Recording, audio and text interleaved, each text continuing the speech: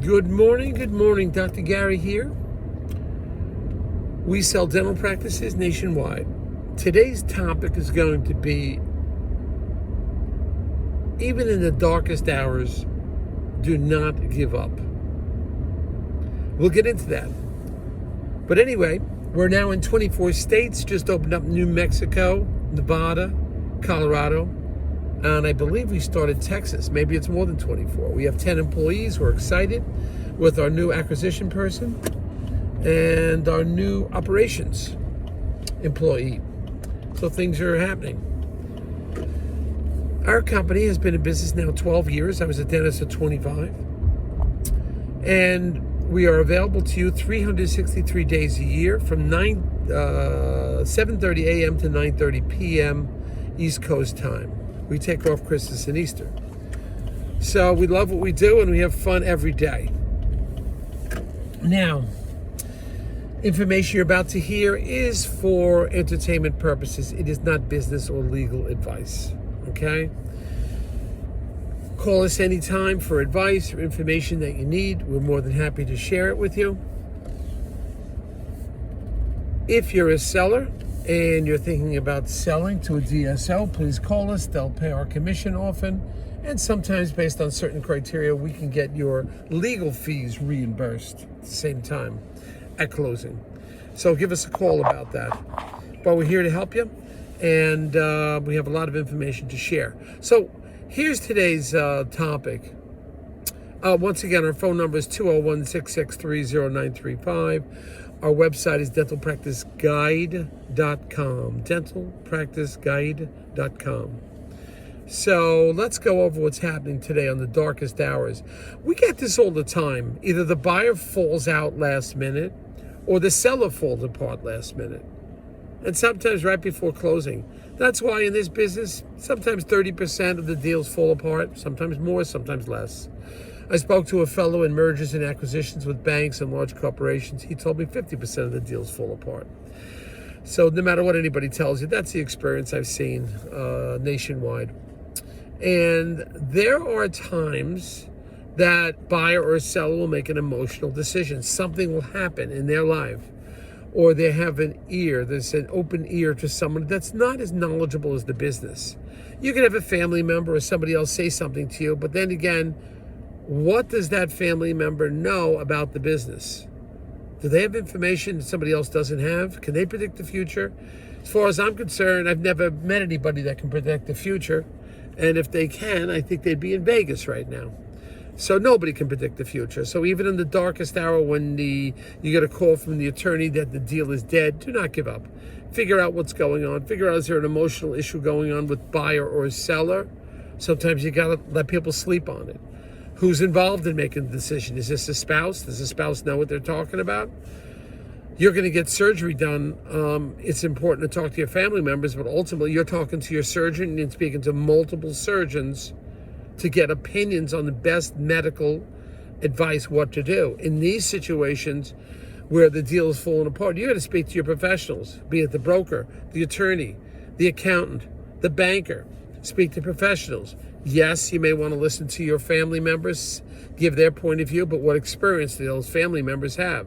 How many deals have they been involved with, and how many years have they done it for? What experience do they have to fall back on?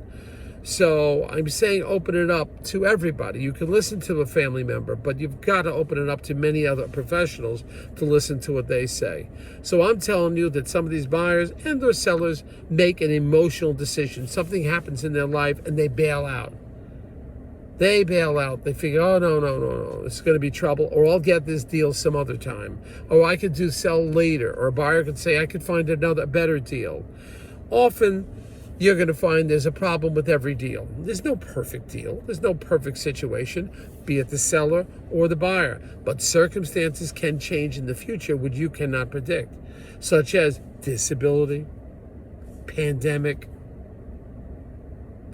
disability with the buyer or the seller, You just simply don't know. Things in life can change. When you have a deal on the table that looks, and you've checked with your attorneys, your bankers, your accountants, and it appears that's a very good deal for you, press on. Put that deal to close. And if you sell your practice and you're really disgruntled that you sold, start another one. Because what you did is you cashed out on top.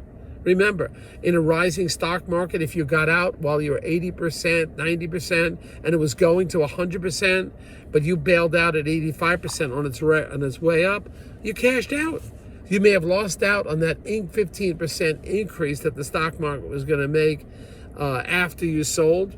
Yeah, that could happen, but you can't time the market. This way you can't time these deals. There's no perfect deal. There's no perfect situation, you know? But if you made a qualified decision to sell, get out. Get out.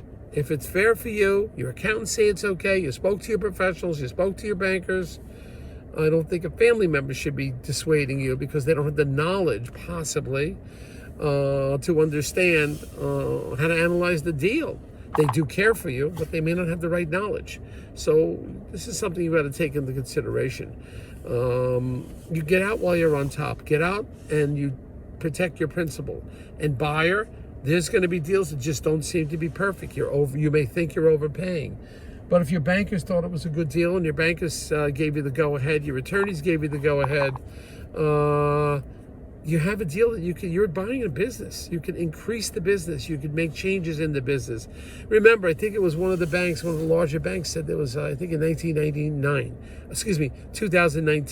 the default percentage was 0.25%. In other words, 1/4% defaulted on their loans. That is buyers.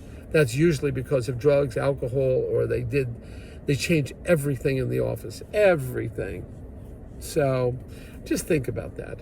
Do not make an emotional decision. And if something happens, sometimes you give it 24 hours or the weekend, let the deciding party calm down, and they may come up with a different answer. Don't jump and start jumping ship because they said this or they said that. Sometimes give it a little bit of time, and things should work out. All right?